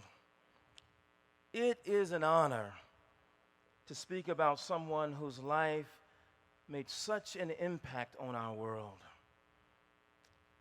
As a scholar, Dr. Isabella Taylor Jenkins blazed trails in critical pedagogy and its work and value within HBCU settings. As a United Methodist layperson, she was a faithful servant and leader throughout the United Methodist Connection. And as a member of the CAU family, she devoted herself through her work and her compassion for 55 years. Dr. Jenkins contributed to the life of this university community with her leadership and her sacrifice. And of course, if you knew her for even just a little while, she would tell you about Julius Jenkins. If you knew her just for a little while, she'd make sure that you knew how that as a wife for 23 years, she was devoted to her sweetheart. If you've ever heard her talk about him, it is as if Julius hung the moon. Years after he passed, just his memory could send Dr. Jenkins to another place. And I love to hear those stories every time she told them because I wanted to know what kind of magic did Julius have? I mean, and I was hoping at some point I could figure out his secret for myself. So you see, with someone as dynamic and as beloved as Isabella Jenkins, there is so much of her life that is beautiful and powerful and worthy of our witnessing today. And so it makes sense, even though it didn't make sense when I heard it, it makes sense that 11 of you have gathered and already eulogized her as a mentor, as a colleague, as a friend. And if you saw me back there as each of you were speaking, I wasn't being rude. I was going through my own words and I was cutting out what no longer needed to be said. So I'm only going to focus on one dimension. What I believe this morning is the most important dimension of the life of Isabella Taylor Jenkins. The Apostle Paul said it this way: if I speak in the tongues of mortals and of angels, but do not have love, I'm a noisy gong or a clanging cymbal. And if I have prophetic powers and understand all mysteries and all knowledge, but do not have love, I am nothing. And if I give away all my possessions and if I hand over my body so that I may boast, but do not have love, I gain nothing. Now, Paul goes on to talk about a warm, kind of fuzzy, syrupy, sweet kind of love. In the next passage he writes, well, love is patient, love is kind, etc., and so forth, and things we say at weddings. And I had to stop there because with that warm and fuzzy love, that just didn't work. Because Ms. Gibson, if you ever worked with Dr. Isabella Taylor Jenkins, or if you've ever been one of her students whom she pushed to excel because she believed in academic excellence for you, whether you believed it for yourself or not, or if you were a student whom she thought was not living up to your potential, you probably knew a different kind of love. Or if you sat through those 2-hour ceremonial committee meetings that on some days went 3 hours or longer or 4 hours, and from start to finish, you had to know that those were her meetings. She was in control. You knew that that was not necessarily the kind of love that Dr. Jenkins gave us on a regular basis. That was not the syrupy, sweet kind of love that Dr. Jenkins was known for in and through these hallowed halls. Dr. Jenkins was always in control. I remember when we were on our way to Lynn Halsey's funeral, and I believe it was Curtis and Galen and Tavius, and we went to Dr. Jenkins' home to pick her up, and Dr. Jenkins had a little bit of trouble walking and a little bit of trouble getting up into the van. But we got her up into the van, and she insisted on sitting in the back of the van so that she could see everybody. And as we drove, I think, Galen, you were giving Curtis some direction. But even though Galen was giving Curtis direction and Curtis was driving, Dr. Jenkins was in control from the back of the van. Oftentimes at celebrations, she was my dance partner. And even then, Dr. Jenkins was in control. She would not let me lead. And so I had to put Paul's warm and fuzzy love down. I had to turn to another kind of love. So I turned to the Gospel of Matthew for another kind of love, where in chapter 10 and verse 42, Jesus is about to send the disciples out to do the work that the good news demands. And he says to them, whoever gives even a cup of cold water to these little ones in the name of a disciple, truly I tell you, you will have your reward. Jesus is speaking of those who see someone in need and who are willing to extend themselves to meet them at the point of their need.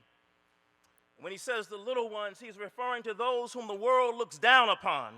And he uses water as a metaphor because safe drinking water in Jesus' day in the ancient world was scarce. Most times you simply just drank wine because you didn't want to get sick. Wine was common, easy to get. Water was not. And cold water, the kind of water that quenched your thirst, the kind of water that refreshed you, the kind of water that was fresh out of the well, the kind of water that you had to work to get was even more rare. But Jesus uses water as a metaphor because water was important to life. That's the kind of love that Isabella Jenkins gave to us. Love that was important for our lives. Love that you had to work hard to nurture. That kind of love is sacrificial love. You don't have to do it, but you do it anyway. You do it because you hear the call of Christ. It's not the easy way, but it is what the gospel demands. And it costs you something to love like that. That was the kind of love that we saw in each of the choices that she made in life.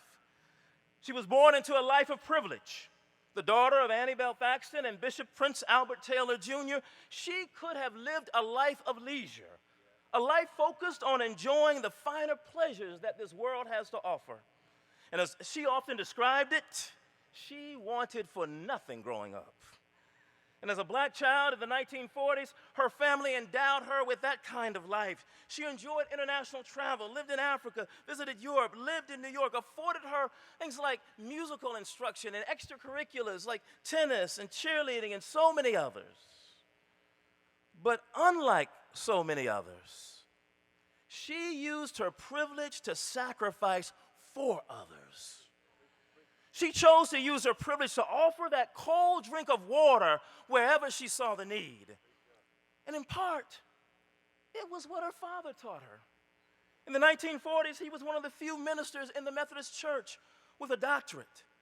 And he took his education and served by teaching. Here at Clark College from 1945 to 1948. Then he served on the administration at Bennett College and at Gammon Theological Seminary. He served other black Methodist institutions such as Bethune-Cookman and Rust and Philander Smith. In other words, he lived a life of service. My grandfather knew Dr. Jenkins' father, and I remember my grandfather talking about how diligent and how committed her father was to serving our people. And of course, wherever her father went, his Isabella, who was a daddy's girl, went with him. And after graduating from college here at the institution where her father once taught, she loved to tell the story that her father gave her 3 choices as a celebration of her accomplishment. Behind door number 1, and I'm going to tell you the short version because I know we've heard this, but behind door number 1, she could travel abroad, all expenses paid. Behind door number 2, he said, I'll purchase you a fur coat. Behind door number 3, she could take up further study. And well, we all know she chose further study. And I suspect that her father gave her a choice because a sacrifice is not a sacrifice if it is not voluntary. Giving and service must come from within. And so in that choice, a young Isabella Taylor chose to sacrifice the travel and the fur coat and decided to follow in her father's footsteps, who had also earned his master's at Columbia University. Not only did she choose to study rather than travel, and I don't know if you can imagine what that would have meant in the 1950s, early 50s, for a young woman just out of college to be afforded international travel or to be able to sport a fur coat that her daddy had given her. But she chose study. And of all the courses of study that she could have pursued, such as science or art or history or language or medicine, she chose reading. Like her father, she took her privilege and trained to teach those of us in need of a basic skill. You don't gain status by doing the hard work of teaching reading. But that was her sacrificial love. She didn't have to do it, but she chose to do it. She heard the call of Christ, and at a time in our world where many African Americans were denied the opportunity to attend more than a few years of public school, Dr. Jenkins knew that learning to read was fundamental to black survival. It was a cold drink of water for our people struggling against the ravages of Jim Crow. Gillian, she brought that kind of sacrificial love here to Clark Atlanta University. I mean, with a master's from Teachers College, one of the most prestigious programs in the country, and a PhD in interdisciplinary counseling and education administration, she could have used her accomplishments to enrich herself. I mean, she could have gained stature by publishing groundbreaking research. She could have gained wealth by opening a private school for well-to-do black families and their children, families like the one in which she grew up. But no, I suspect that she remembered her father, who with a PhD from NYU chose to serve. I suspect that she remembered her own days at Clark College, where people had given her a cold drink of water and shaped her educational experience. People like Annie McPheeters and her husband Alfonso McPheeters, along with Sammy Davis and her husband Sammy Dennis and her husband Joseph Dennis, whose names adorn McPheeters Dennis Hall. I suspect that she thought about her mentor, Dr. Pearlie Craft Dove, a brilliant educator who used her gifts to make Clark College the first private HBCU to be accredited by the National Council of Accreditation for Teacher Education. I suspect she understood what Dr. James P. Brawley meant when he wrote that one of the leading purpose of Clark College was to train young people for a life of service. These were the giants who showed her that culture for service was not simply a model, but taught her that it is the way we live our lives. And for 55 years, it was sacrifice, the love that cost you something, that identified Isabella Taylor Jenkins. She didn't have to do it, but she heard the call of Christ. And I have to tell you that I learned a lot about that kind of sacrificial love during my tenure here as university chaplain, when I served on the ceremonials committee. Now, for those of you who are not familiar with Dr. Jenkins' ceremonials committee meetings, they were not just meetings, y'all. They were whole productions. They would begin around 12 p.m. Really, they begin at 12 p.m. And Dr. Jenkins expected you to be on time, period. Now, although the meeting was scheduled to begin at 12 p.m., no business began at 12. From 12 to 1, Dr. Jenkins served lunch, and she was clear that the business would not begin until we had all finished eating. And she was in control at each step of the way, from the first word to the last. She would painstakingly reiterate each point, make everybody speak. And often I would leave after those meetings frustrated after a 3-hour meeting that I believe could have taken place in 30 minutes with a couple of emails on the side. But as I got to know Dr. Jenkins, I realized that she was demonstrating this love that we find in the Gospel of Matthew, that cold drink of water kind of love, that she would feed the committee because she said there were students for whom this was the most wholesome meal they had all week. And that at Dr. Jenkins' table, she wanted to make sure that nobody left hungry. She wanted faculty and staff to sit and eat with students and to model for them how to socialize in a professional setting. She would ensure that each voice spoke because she knew that in other places in their lives, there were places where your opinions did not matter and your voices were not heard. But she was clear that in her meetings, everybody would be affirmed. And she would painstakingly go over each point from various angles because she was giving the students an object lesson in critical thinking. Yes, we could have finished those meetings in 30 minutes, but we would have left much poorer because we would not have experienced the richness and the power of her love. Her love could only be shown by sacrificing, by giving up that day for all of us. And at each meeting, she was giving folk what they needed. She was giving that cold cup of water. And that water is why I'm here today. Dr. French, Dr. Lawrence Miles, if we are to continue the work of our institutions like Clark Atlanta University, then let us continue to embody and to pass on the lessons of service that come with sacrificial love. Let us pass on that cold drink of water. I mean, look at our world today. We have not even begun to assess the public health and economic disaster that the pandemic has been on our people. Dr. Jenkins would look at us, and Dr. Jenkins would say, look at your privilege, look at your gifts, pick them up, and be about the business of lifting our people and making this world a better place. Look at folk like Donald Trump and the Proud Boys, groups like the Proud Boys who would like nothing better than to destroy everything that it has taken us generations to build here. In a world where the number of black folk who are leading at Fortune 500 companies pales in comparison to the number of brothers and sisters who are killed each year by police. We have work to do. We cannot rest because Dr. Jenkins has completed her race. We can't simply rest because Joe Biden is in office now. Isabella Jenkins started way back during the Eisenhower-Nixon administration, and she didn't stop just because Obama was elected, because she knew that after Obama, Trump would be around the corner.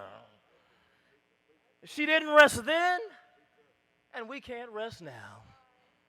If we are to live up to the call and live into the legacy that she has left for us, there are still powers, the powers that be are still working to undo the work. But while she was here, she stood in the gap. She stood in the gap for black folk in the United Methodist Church. She stood in the gap for 55 years for those of us here at Clark Atlanta. She stood in the gap for all of us. And we who are blessed by her love have been indelibly marked. If you are here today, either in person or in virtual space, and you were touched by her love, we cannot be recipients only. But let us continue the legacy of taking account of our gifts and changing this world. If you were a former student of Dr. Jenkins, maybe you were in the honors program. I've seen you all stand. So many of you are here. Maybe you were in the honors program. Maybe you were not. Dr. Jenkins had so many students. Maybe you just hung out around the honors program. Or maybe she gave you advice or counsel that blessed your life. I just want you to raise your hand, if you will. Matter of fact, if you would, just stand up for a moment. Look around you. Now, if you're a current student, I want you to join them.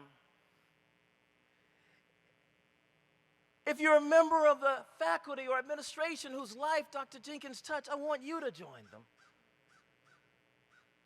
Look around. Look around and see how wide her legacy is in just this space. Look around you. Take a moment and look and see the legacy of which you all are a part. Like Dr. Jenkins, we must decide what to do with our privilege. The privilege of education, the privilege of our association with this university, and the privilege of having known Dr. Isabella Taylor Jenkins.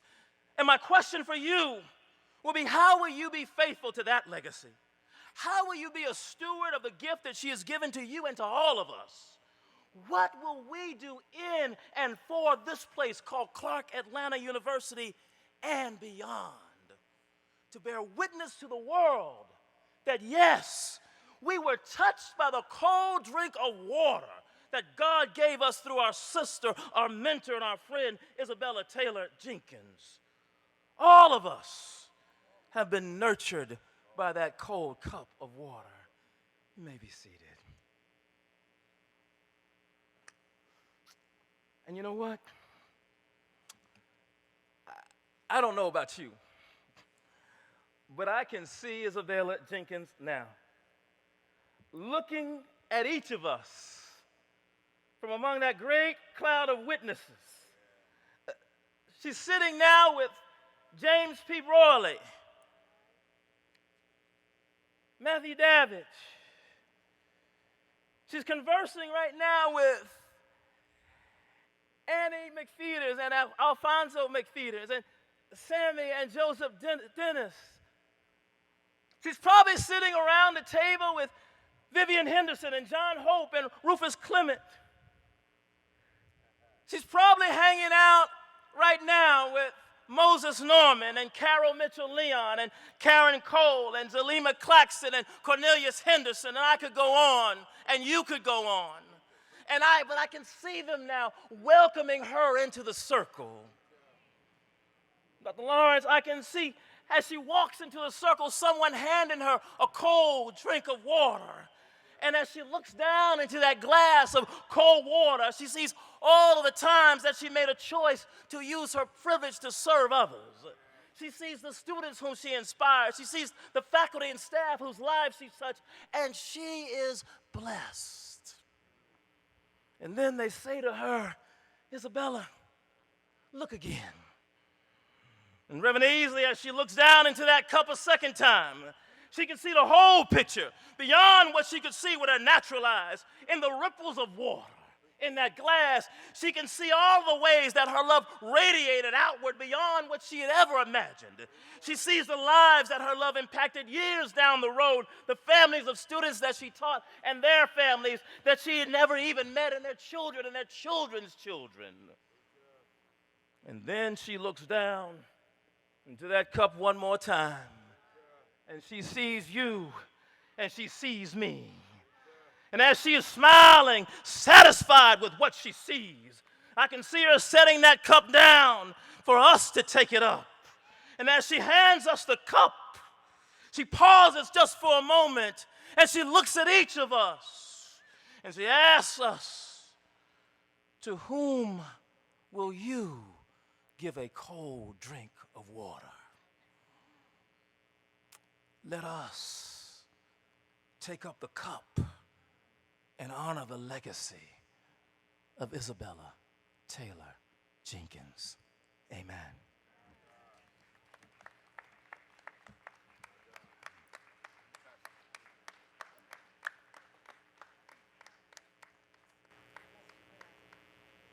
Amen and amen. Let us give another hand clap of praise for Dr. Marbury and those amazingly profound words this afternoon. Amen. Sacrifice costs something, requires something, but offers us everything. Thank you, Dr. Marbury. At this time, we have a special presentation. I invite Mr. Curtis McDowell, one who captures the best of who we are and helps to tell the story of Clark Atlanta University through his lens, to come forward and lead us in this presentation. As Mr. McDowell comes forward to the podium, I also invite Dr. Terry Platt, the chair of the Honors Program, and Mr. Quincy Woodward, president of the Booster Club, to come forward as well. Mr. McDowell.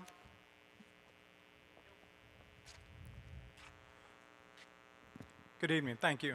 I'm Curtis McDowell, photographer here at Clark Atlanta. I have a personal presentation for the Honors Program and also the Boosters Athletic Association.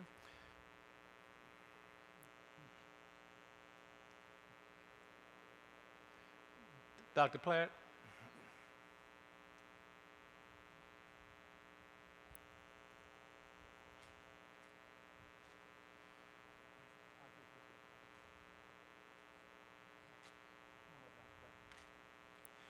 Dr. Platt, this is my personal presentation to you all, the honors program.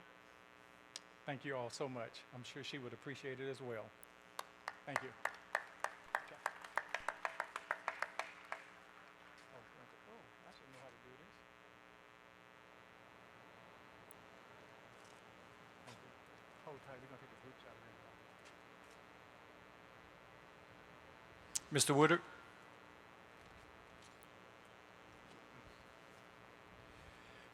As personal presentation to you all boosters, thank you all so much. Thank you. Okay. Appreciate it. All right. Okay, we're gonna do a group shot. I get ready in the middle. Let me get in the middle.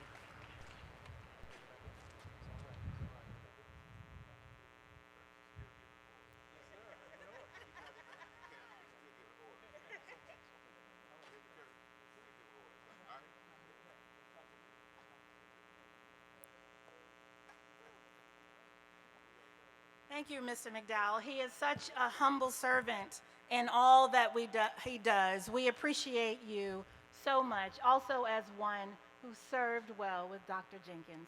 Thank you so much.